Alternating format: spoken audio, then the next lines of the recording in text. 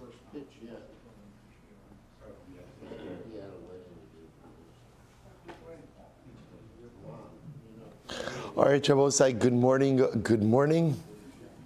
Let us begin by thanking all of our sponsors. Thank our Talmud Torah sponsors for the month of Menachem Av, Benjamin and Elise Wall from the Tanya Eretz Yisrael for dedicating all of Sherman Drushos this month in honor of Moshe Abramson and Jeremy Lassen, who enable all of those outside of our physical base medrash to be able to participate and partake of our Torah. To thank Jack Bennett for dedicating all the Sherman Drushos this month in memory of Sergeant Nikolai Rappaport of the Givati Brigade, who died in a Hezbollah ambush in southern Lebanon on February of 1998. To thank our Week of Learning sponsors, Larry and Laura Franks, in the Schusar of Shlema for Chaya Mira Bas Sara and Sarah Bas Elisheva. Our Daf Yomi sponsorship for this week, Yanki and Eliza Statman in the Schusar of Shlema for Chaya Rivka Bas Nechama. We hope that in the merit of our Talmud Torah, all of the Neshama Slav and Aliyah, all of those who require refuah should have one together with Kol Cholei Yisrael.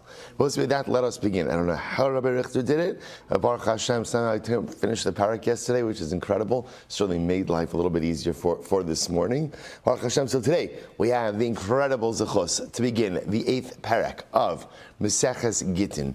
Daf Ayin Zayin Amud Aleph 77a. Says the Mishnah, Hazorik get li ishto v'hi. So I'll say this is a very exciting Gemara today, because a lot of new concepts that we really have not focused on at all over the course of the Masechta so far. It's really exciting. Hazorik get li ishto. So a man throws a get to his wife. Shabbos says, "V'hi b'soch beisa o b'soch chatzera hazir arezim migareshes." If she is standing within her home, or she is standing within her chutzner, ultimately, again, she is divorced. Now, I will say, so obviously, what we're talking about over here is he's throwing a get at her, or throwing a get to her. She's obviously not catching the get, right? That's not the case over here. She's not catching the get. The get is landing on the ground. So now the Gemara says, the Mishnah says, if she's standing in her home, or if she's standing in her chutzner, she has the ability to be divorced by dint of the fact that the get is landing in her property. Now, what the mechanics of that are, we'll talk about in just a little bit. Take a look at Rashi. Rashi says, "V'hi b'soch beisa shal michsei mulug v'zarku lo al gabe karka." We'll say, obviously, the Gemara says, what's the case of her property? Michsei mulug. Remember again, I will say there are two different types of property that a woman brings into marriage: nichsei mulug or nichsei tzom barzel. Both are the same in that wife retains title to both of those properties. Husband gets usage of both of those properties. Wherein lies the distinction? Nichsei tzom barzel, he guarantees the value of the property. So in other words, whether the property appreciates or depreciates upon death or divorce, he or his estate are going to pay the value of the property, versus that's called nichsei tzom barza, like iron sheep. It retains its property, retains its value. Versus nichsei mulog, where she retains title. Whatever is or isn't left of the property, and as of death or divorce, ultimately again goes back to her. Fine. Either way, the point is, she's standing in her house, or she's standing in her property. Husband is throwing the get, right, into her chutzner, into her house, into her chutzner. She's divorced. I will say, how is she being divorced? There's a concept in halacha called a kinyan chutzner. A kinyan chutzner, literally again, your property has the ability to acquire on your behalf. That's what's unfolding over here. She's utilizing kinyan chutzner to allow her to be divorced. Beautiful. Zarkula, we're going to obviously talk more about that, but Zarkula b'soch beiso, or b'soch chatzero. So I will say, so let's say he throws it, right? He throws it, and it lands in, she's standing in his house, or she's standing in his chutzner, and he throws it to her. Halacha l'maisa afilu hu ima b'mita, even if he is with her in bed. That's awkward, right? But right, eina migareshes. Ultimately, again, in these cases, she's not migureshes. She's not migureshes. I will say, why is she not migureshes? Because l'maisa, that's something wrong. Was working.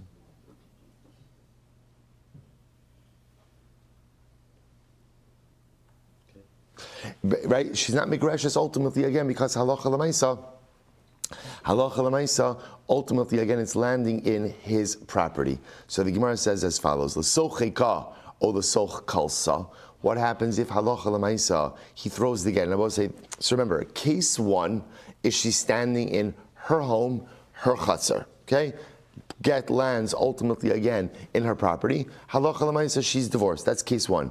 Case two, she's standing in his chutzner, his home, not divorced. Case three is an interesting case. Case three is she's standing in his home. So what does he do? He throws the get. It lands in her lap. Lands in her lap. Or the soch kalsa. Kalsa is her basket. Rashi points out over here it was a basket that women often kept with them, and they kept like needles and thread. Essentially, it's the Talmudic equivalent of a purse. Right? So so case number three is she's standing in his property, he throws the get, it lands in her lap, or it lands in her purse. What's the halacha? Harezu migureshas. Ultimately, again, she is divorced. She is divorced. Right? So l'maisa again, I will say, so what's the chiddush of that case? The chiddush of that case is that halacha l'maisa, even though she is in his property, her body or her utensils are able to acquire in his property. So we'll discuss that. So we'll say, so again, case number one is what we're going to start with. Case number one is we're being introduced to the concept of kinyan chutzner. That when a woman is standing in her home, a woman is standing in her chutzner, and the husband throws the get, and the get lands in her property, ultimately, again, she is divorced. Says the Gemara, Menachani Mili. So we'll say, where do we know this from? Now where do we know what from? Now we'll say, now remember, the Torah, when speaking about Gittin, tells us, V'nasan biyada v'shilcha mibeso. Torah says there's a process for giving a get. What's the process for giving a get? Husband takes a get, and what does he do with it? V'nasa biyada. He gives it, he puts it into her hand. So I will say, so from a biblical perspective, when you read the pasuk, again, without extrapolating anything, there's a way that divorce occurs. How does divorce occur? Husband puts a get into his wife's hand. That's it. That's get. So from where do I know this idea? That there's a concept of kinyan chutzner? To which the Gemara says, the Tana Rabbanan, here we go, v'nasan biyada. Torah says he gives it into her hand.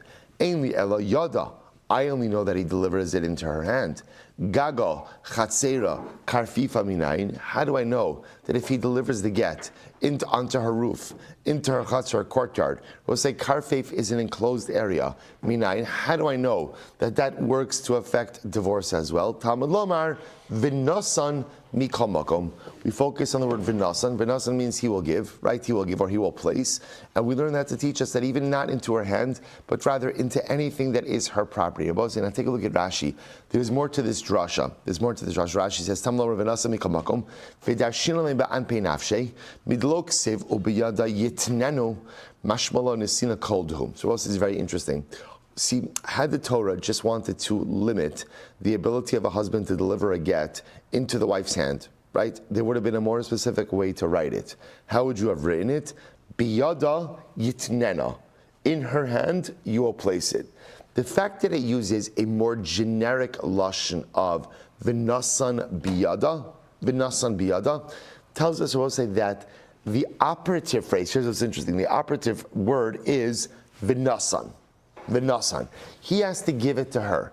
Now, how does he have to give it to her? So I will say, so biyada becomes a bit more descriptive than location specific. Biyada means the get has to be given over into a place that is like her hand. Rashi says, dumya diyada demishtameres ladaita. So we'll say this is fascinating. So the Torah, so we'll say really, so again, had the Torah just wanted to say the get could only be delivered into her hand, there would have been a better way to write it. How would you have written it? Biyada yitnena. In her hand it shall be placed. That would have been limiting. Right? Now that it says v'nasan biyada, give it into her hand, really, v'nasan. Husband has to give a get to his wife. How does he have to give it? In a way that is like biyada. Now we'll say, what does that mean? Just like her hand, we're going to talk about this more, is mishtameres. Mishtameres means it's guarded and secure. So too the get has to be given over into any location that is mishtameres, guarded and secure. Guarded and secure, we're going to expound on that a little bit. So I'll say, so from there we learn that what? From there we learn halacha l'maisa that the get could even be delivered into her home, her bayis, her chatzar, her courtyard, her karfev, her enclosed area, as long as the area is mishtamer. So we'll say, let's just talk about this just for a second, then we'll see in the Gemara. What does mishtameres mean? Mishtameres means quite literally guarded.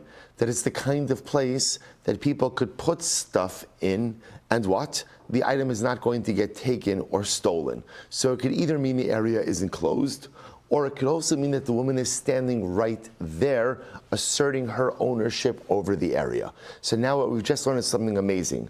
A get could be delivered into any area that is mishtameres by the woman. Incredible. V'tanya namihachi gabi ganov. We find a similar halacha by a thief. Listen to this, by theft. So I will say, remember, Torah, Gemara is not one of the pasuk. It's called to the pasuk outside. The pasuk is himatze timatze biyado hagneva. If right person Ruvain steals an item, if you find the stolen item in Ruvain's hand, mishor va'ad chamor atzeh chaim shnayim mishal. There's a concept that if a person Ruvain steals something and you find the stolen object in his possession, he has to pay kefel. He has to pay a double amount. So we'll say, so once again, the Torah employs the lashon of im himatze timatze biyado, if you find in his hand. So the Gemara says, so ainli eliyado. I only know that if you find it in the ganav's hand, he has to pay double. Gago chatzero karfifo minayin. How do I know that if you find the stolen item, we'll say in his property, that you also have to pay double amount? Talmud Lamar, himatze timatze mikol makom. The pasuk says, I will say same lashon, himatze timatze, wherever the item is found. But I will say now, I just want to point out over here, what are we talking about? So I will say, what we're talking about over here, and this is fascinating. Rashi says this later. Let me just tell you right now. When we think about theft, right? Ultimately, again, how do you steal something? No one would know, but I'm saying maybe you have a friend, right? So I say, so what do? You take an item with your hand and you take it as your own. There's another way to steal. Imagine for a moment Ruvain is in his house and Shimon's animal walks into his house. Right? Shimon's animal walks into his house. And what does Ruvain do? Ruvain purposely closes the door with the intention of keeping Shimon's animal. So I will say, this is a fascinating case where Ruvain has effectively stolen the animal of Shimon, but has not done anything with his hands. Instead, what has he done? He's utilized his property to effect theft. So that's really able to say. So again, the Torah, when it speaks about kefel, speaks about the concept of himatze timatze biyado. Right? Reuven has stolen with his hands. How do I know that if Reuven even steals with his property, right? Either actively steals with his property or maintains the stolen property, it's the stolen item in his property that is going to be chayiv kefel. So I will say, so himatze timatze, this double lashon. Utzricha. Now here's what's interesting. So now I have two examples, one by Gittin, right? One by Gittin and one by theft. That halacha l'maisa, even though the Torah uses the lashon of yado, hand, yad doesn't just mean hand. Rather, what does yad mean? What does yad mean? Yad means any area that is mishtameres, any area that is guarded and secured by you. So it could be your hand, but it could also be your property. So why do I need to be taught the same concept in two different areas of halacha, one by get and one by theft? I'll tell you why. If the Torah would have just told me that it's not just yad, yad doesn't just mean hand, but yad means any area that is guarded and secure.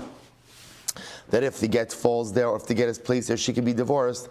I would have said like this, Mishum Tabal Karcha Megarsha. See, Rabbi said, at the end of the day, get is a little bit different. Why is get unique, Rabbi say? Because a woman could be divorced against her will.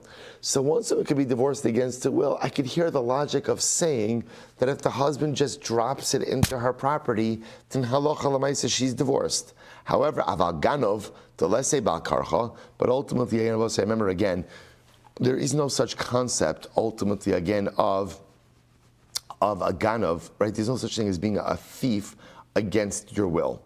A thief against your will, right? So therefore, again, perhaps I would have thought that kinyan chatzar doesn't work by a ganov. So the Gemara says, Emalo, v'yashvin agabe ganov, therefore it has to teach me about ganov as well. V'yashvin agabe ganov, and had the Torah just taught me the concept of kinyan chatzar, by a ganav, I would have said, mishum de kanse rachmana. Well, so maybe it's a knas, maybe it's a penalty. Maybe it's a penalty. Aval get emalo, but by get ultimately again halacha l'maisa. I would have thought that chazir doesn't work. Therefore, it's tzvicha. So I will say even though both cases are really teaching me the same principle, right? What's the same principle? The same principle that the chazir has the ability to go ahead and acquire on my behalf, but I could not have learned that one case from the other. So therefore I will say, what comes out is as follows. We're going to leave aside the Ganav case, although it is interesting to see that again, Yado by Ganav teaches me that not only is a Ganav chayiv and kefil if he steals with his hand, or ultimately again if the object is found in his hand, but he can even be chayiv kefil if he steals with his chotzer, if he steals with his property. Fine. Back to Gittin. So now what we've been introduced to is the following idea, that my entire life of Gittin, over the last 77 days, right, I've thought there's only one way for a man to divorce his wife, and that's for a husband to place a get in his wife's hand. This Mishnah changed my life, and now I understand that what? Reuven, the husband, could even throw a get into the chutzner or into the home of Rachel, his wife. Why? How do I know that? V'nasan biyada. Had the Torah wanted to limit the giving of a get to the hand, it would have said, biyada yitnena. Right? Biyada yitnena. V'nasan biyada means the ikar is there has to be an asina, an act of giving. Where does the act of giving have to, or where does it have to be given to? A place that resembles her yad. What's unique about her yad? What's unique about her hand? One word. What's unique? Mishtameres, right? It is guarded and secure. So too the get must be delivered into a location that is guarded and secure. Beautiful. So it says Gemara, one second. Chatzera, how could Reuven throw the get into her chatzer? Masha kanse isha kanabayla. Because we have a concept. Whatever a woman has acquired, a husband acquired as well. So I don't understand. I will say this is right. This goes back to our Kiddushin days. From Kiddushin days from the last cycle, right? So I'll say, so remember again, we have a concept that when a couple is married, whatever a wife acquires, her husband acquires. That's true with whatever she acquires with her hand, right? It's true with whatever she acquires with her chatzar. So if he throws it into her chatzar, isn't he effectively taking it from one hand and putting it into another? To which the Gemara says, Amar Lazar b'kol sevla din udvarim einli benechsayich. So Rabbi Lazar has an interesting position over here. Rabbi Lazar says, what's the case? He writes to her, I have no rights in your property. Shabbos says very interesting. Right? So according to Rabbi Lazar, if you look at Rashi, to kasavla hashta masha the kasavla kain achar shekansa. Shabbos says, Rabbi Lazar says, you're right. In order for this to work, before he throws the get into her chatzar, what does he have to do? He has to go ahead and write in her a document. I no longer have any rights in your property. So he relinquishes the rights in her property, then throws her the get. The chikas of law, hachi, my havi. I will say, I don't understand. If you own something and you say, I have no rights in this anymore, does that work? But Tanabos said, listen to this interesting case. Ha'omer lechavero. Never say the case over here is Reuven and Shimon own a piece of property in joint ownership. Right, they jointly own it. Now watch this. And Reuven doesn't want to be involved with Shimon anymore. So what does he do? He writes, Din udvarim einli asadazu. I have nothing to do with this field. Einli esekba. I have no business in it. V'yadi misulakas hemena. My hands are removed from it. So essentially, what is Reuven trying? Let's be clear. What is Reuven trying to do? What is he trying to do? He doesn't want to be involved in this anymore. So he's trying to relinquish his ownership interest. How is he doing it?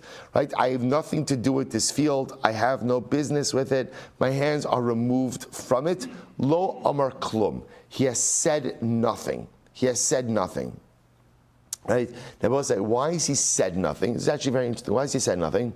Because there's a way halachically, transactionally, to remove yourself from an ownership interest. And just saying, I'm not involved, does not work. So therefore the Gemara says, if a husband owns rights in his wife's property, simply saying, I'm not involved, doesn't work. I will say, by the way, there's a tremendous Musar Haskell in this, So I will say, if you're involved in something, and you no longer want to be involved in it because it's become problematic, just simply walking away doesn't work. You have to resolve conflict, right? You have to resolve issues. If you think about it, in this case over here, Reuven, who's a partner with Shimon, he doesn't want to be partners with Shimon anymore for whatever the reason. So what's his strategy? What's his strategy? Right? I'm out. It doesn't exist. Doesn't exist. Halacha says that doesn't work. If there's a problem, there's a way to extract yourself from the problematic situation, but kind of just flipping the switch and saying, not my problem, right? Not my issue. Generally, that doesn't work in life. It doesn't work in partnerships. It doesn't work in marriage. It doesn't work in most relationships. When there is an issue and you need to extricate yourself from the situation, just simply pretending like you're no longer involved isn't usually a resolution. Person's going to have to go through the steps to resolve whatever the underlying issues are in order to be able to extricate oneself from the circumstance. Incredible yisod. So therefore the Gemara says as follows. Therefore the Gemara says, oh, what's the case, I will say? It's actually interesting, a bit complicated, but the Gemara says, no. The case over here is talking about when Reuven and Rachel got married, when they had Erusin, so we'll say, remember again, let's take a step back. What's driving our problem over here, right? What's our problem? We're being introduced to the concept that Reuven is divorcing his wife. How? How is he divorcing his wife? Right? Throwing a get where? Her chatzar. So what mechanism is he employing? What mechanism? Kinyan chatzar. Good. So Gemara says, whoa. How? Step one is how does kinyan chatzar work? How do we know it works by Gittin? Fine. Gemara says, 1 second. Why does this work at all? A husband has the rights over his wife's chatzar. So essentially, when he throws her the get, what is he essentially halachically doing? What is he doing? Taking it from one hand and putting it to a different hand of his. So trying to figure out how could a kinyan chatzar work. So Rabbi Lazar comes along and says, what's the case? Rabbi Yanai says, Bekosev lava oda arusa. We'll say he is going ahead and writing her when they're in Erusin. I will say a husband only acquires rights over his wife's property after nisuin, after full-fledged marriage. So we'll say the Rabbi is saying, what's the case? While she's still in Arusa, he writes to her, Din udvarim einli benichsayich. I have no rights over her property, over your property. So we'll say this is an Erusin before he receives rights over her property. Ukid Rav Kana, Rav Kana, nachla habalo li adam mimakom acher, adam masna aleh shelo yirashena. Well, this is very interesting. So ultimately, again, according to the position of Rav Kahana says, when a person is going to acquire a right that is coming to him from another source, he has the ability to say, I don't want to acquire it. They will say, watch this. There are two different concepts at play over here. Excuse me. So we'll say two different concepts. I'm good, Greg, I'm good. Thank you so much. Thank you. So we'll say, so listen to this. In case number one, we're talking about when you already have a halachic right to something, saying, I don't want it anymore, doesn't work. There's going to have to be a more formal process for you to untangle your ownership interest. That's different than in a state where you don't yet have a right. If I'm going to have a situation where I'm going to state right now, I don't have a particular halachic entitlement, but I'm going to have it. So I will say, before the right is vested in me, I have the ability to say, I don't want it. But just by saying I don't want it, that's enough to prevent it from devolving upon me. So watch this.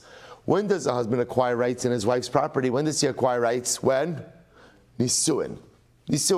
So I will say, if during Erusin, which is before he had, right, during Erusin he says, I don't want rights in my wife's property, simply saying I don't want it is enough to prevent him from acquiring it. So Rabbi will say, okay, so just follow the train of thought over here. So therefore Rabbi Yanai says, what's the case of a husband who has the ability to throw the get into his wife's chatzar? Right? What's the case? It must be where Reuven, the husband, during Erusin said, I don't want to have rights in my wife's property. And I will say you could do that. In other words, you have the ability to decline a right that is coming your way. Rava says, Ha'omer, we'll say Amud Beis, Ha'omer, if she betakanas chachamim kigon zu, shomelo. We'll say Rav Ashi says, if a person says, I don't want the benefit that Chazal are conferring upon me. He says, Kigon Zu, like this case. We'll discuss what Kigon Zu is. Show me low. I will say, by the way, this is intuitive. This is intuitive. If Chazal gave you a right, and you would like to waive that right, you have the ability to do so. I will say, now the kunz, a little bit of the catch that Rabbi Yana is coming up with is, when do you have to decline that right? When do you have to decline it? When? Before it's vested in you, right? Or is that, I don't know if it's right English, right? Before you've acquired the right. Say Rabbi say again, Mikey Gonzu, what's an example of this? Kid Rafuna Amarav, Dam Rafuna Amarav, but say 77b, 3 lines down.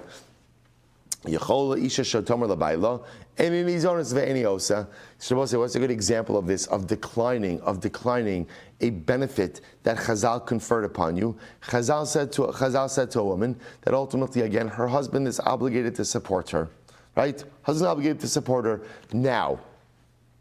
Now, remember again, in return for that support, what does she have to do? Any earnings she has to go ahead and give to her husband. Let's say a woman says, no thank you, I am declining support. Now I will say, if a woman declines support, what does she get? She gets to keep her own earnings. So you could easily see a case like this.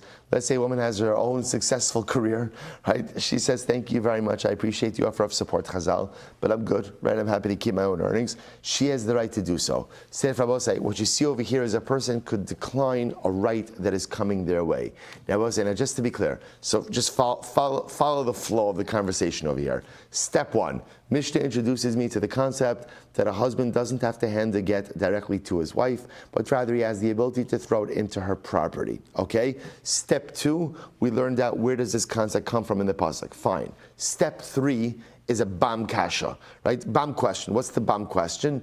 Again, how could a husband hand a get into his wife's property? He has the rights over that property. So essentially, is that not tantamount of taking it from one hand of the husband and putting it to a second hand? So we're trying to figure out now, how could this work? So the latest, what Rabbi Yanai wants to suggest, is it must be that he's declining rights in the chatzar. That's the case. He must now, what's the wrinkle in that? According to this, when does he have to decline the rights in the chatzar? When? During Erusin. Before the rights vest in him, right? Because apparently, again, if it's during Nisuin, just saying, I don't want rights, that's not really going to work. That's not really going to work. So it must be that during Erusin, before the rights vested in him, he says, I don't want this. And that works because whenever Chazal institutes something for the benefit of a person has the right to say, thank you, but no thank you. Okay, fine.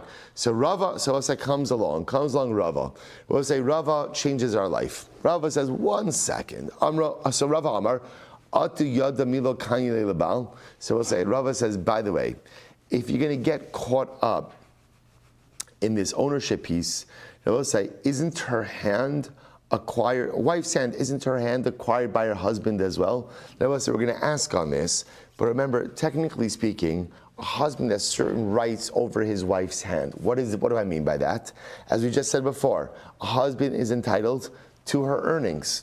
Right? It was like Rachel's walking down the street. She finds a $100 bill on the ground. She picks it up. Technically speaking, who does that $100 bill belong to? Who does it belong to? Her husband. He is zakai b'mitziasa. He has entitlement ultimately again to whatever she finds. So Rava says, if you're going to get worked up about the fact that the husband owns the chatzar, hey, guess what? The husband has certain ownership rights in her hand as well. So you could ask, how could a husband ever put a get into his wife's hand? After all, isn't putting a get into her hand halachic equivalent of taking it from one of his hands and putting it into the other hand? To which the answer, what do you have to say? Ella, kita v'yad echad.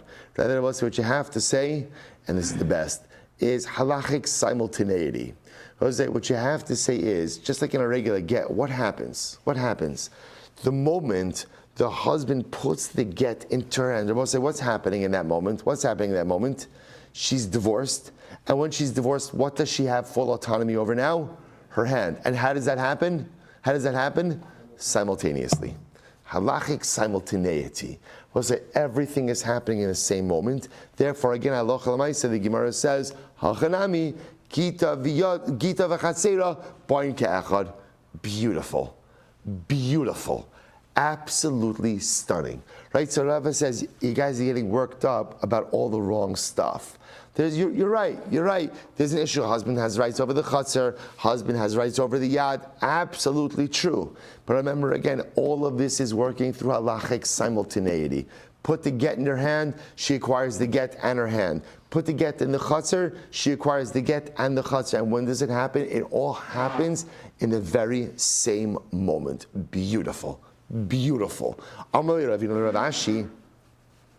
Ravina says Ravashi. So first of all, we'll say, go back for just a moment. Rava yad di isha kakashile. Rava said, now here's what's interesting. Rava said, remember, the way Rava got to all of this was, Rava was saying, before you get worried about her chutzner, be worried about her yad.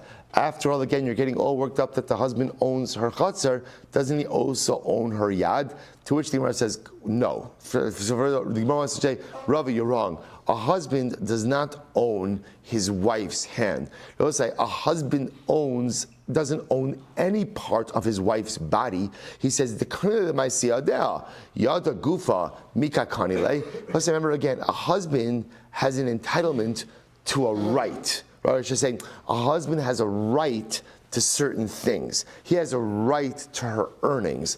That does not mean he owns her hand. He doesn't own her hand. Right? I'll say again, remember, the only time you could possibly own another person is in what type of situation? What type of situation? Avdus. You could own your Eved Kanani, because an Eved Kanani is like karka.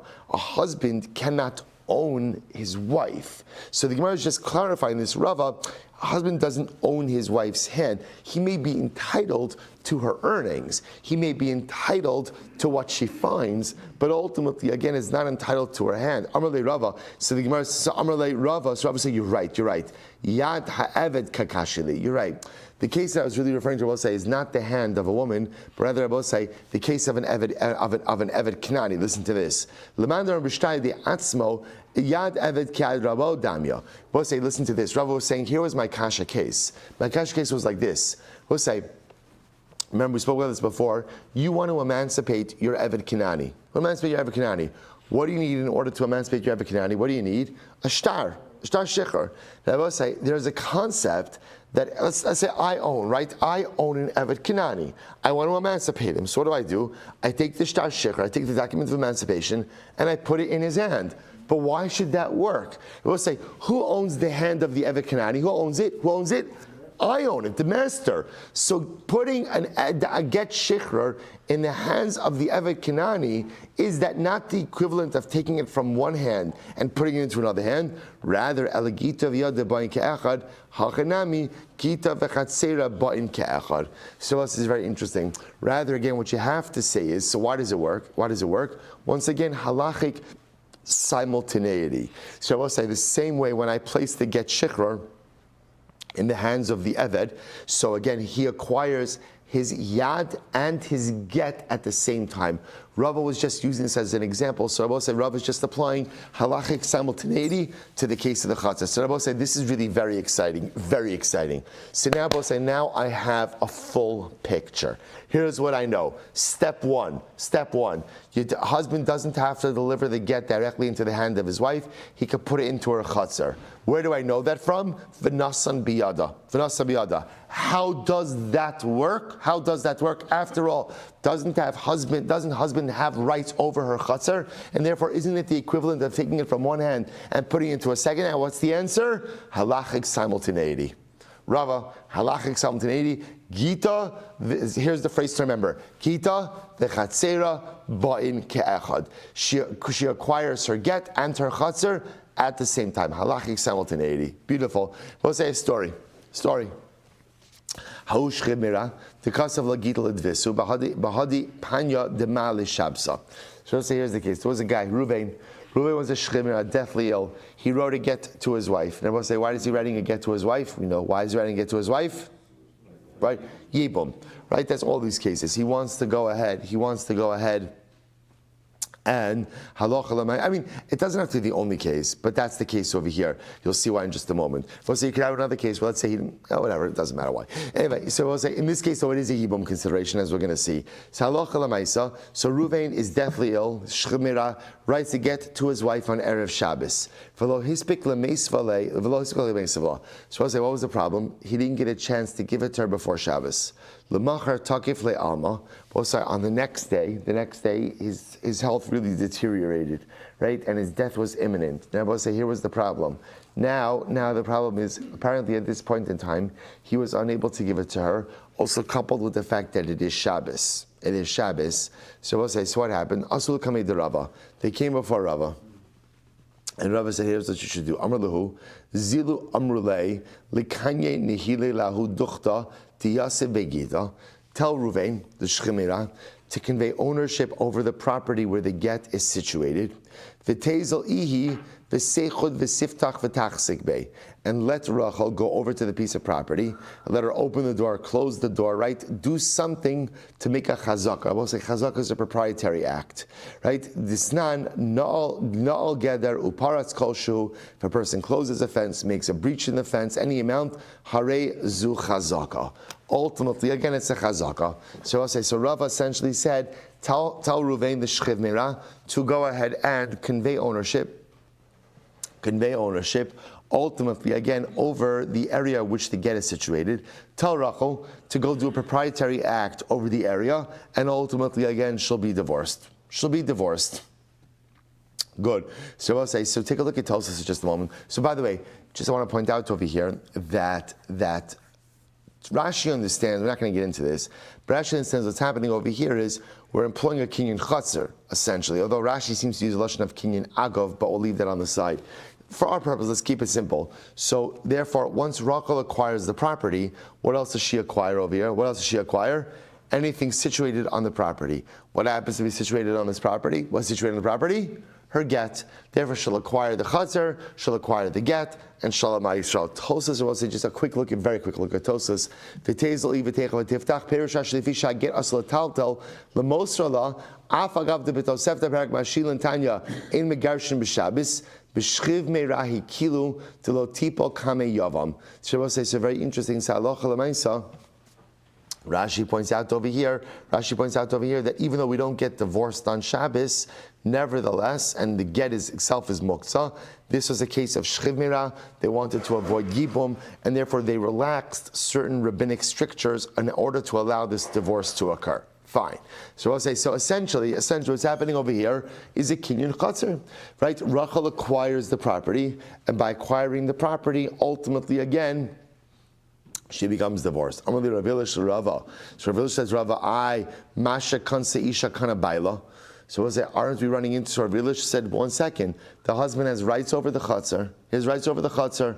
Salacha l'maaseh isn't the get still under his ownership? Echsif. Rava was embarrassed. We'll say, then it turned out that in fact the husband was in Arusa. I'm sorry, they were in Erusin. She was in Arusa. They didn't have Nisuin. Therefore, he did not yet have rights over her property. Amar Rava. Rava says, no, don't worry about him. Arusa. So if they said this about Nisuin, they say about Arusa. Had Amar Rava, lo shna Arusa v'lo shna Nesua. Doesn't make a difference if she's in Arusa or Nesua. Kita v'chatzera ba'in ke'echad. Rava said again, the get is halachic simultaneity.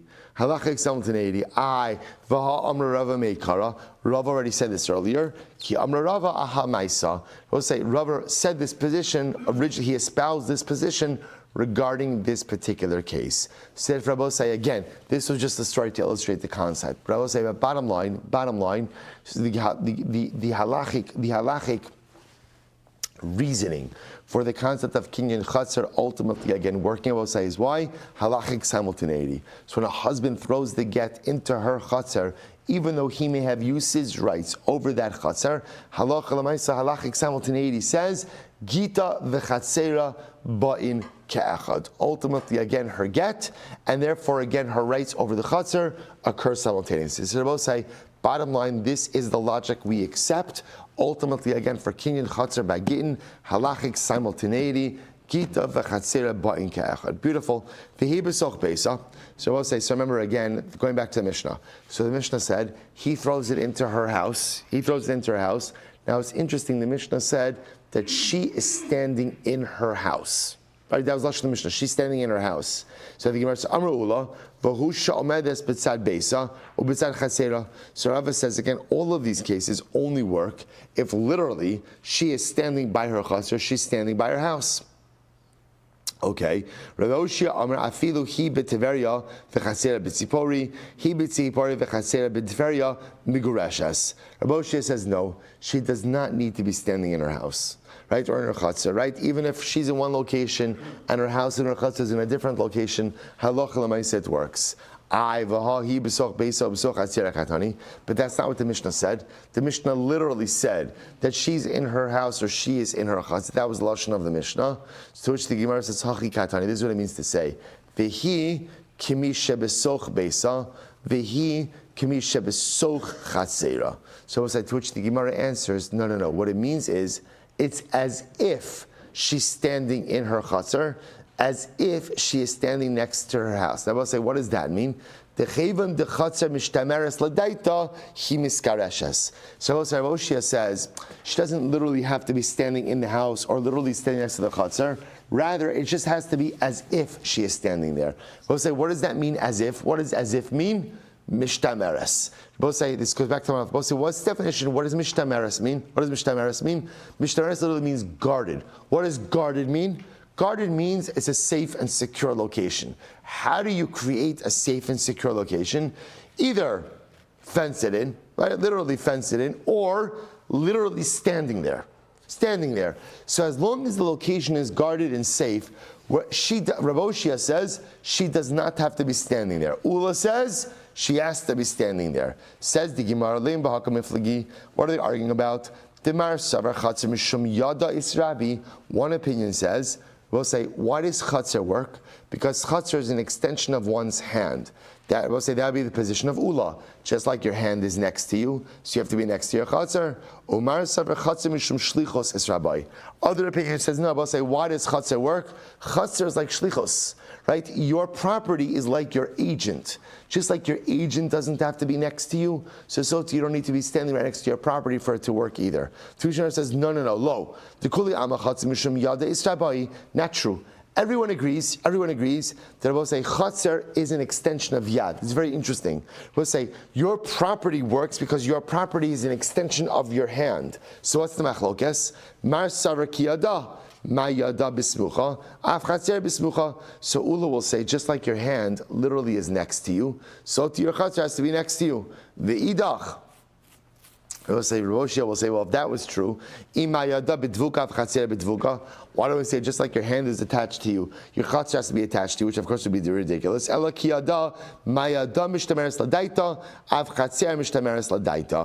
say, so again, the second opinion, Roshia will say, no, just like your yad, Rabbi says mishtameres, right? Your yad, your hand is a secure location, so too your chatzar has to be secure.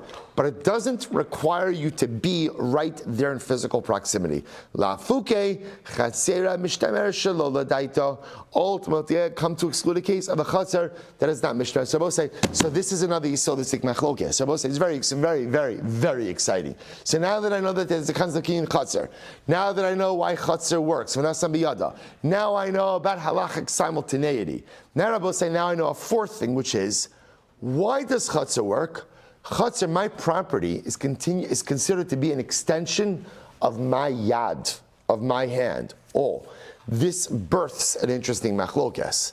So I will say, so where do I have to be in proximity to my chatzar for my chatzar to work? Ula says, well, you have to be right there. Just like your yad is samach, your yad is next to you. For your chatzar to work, you have to have proximity as well. Rabbi Shia says, no, I don't need proximity. What do I need? Mishtameres. just like my hand is a secure location, so too my chutzner needs to be a secure location. And if my chutzner is secure, even if I'm not in proximity, ultimately, again, my chutzner will occur. So we have to stop over here for today. Again, we'll see how to resolve that machlokes tomorrow. Mirat Hashem. Mazel tov on starting the new parak. Incredible. Shkach Rabosai. All right, Chavron Zoom. Have a great day, everyone. Good to see everyone.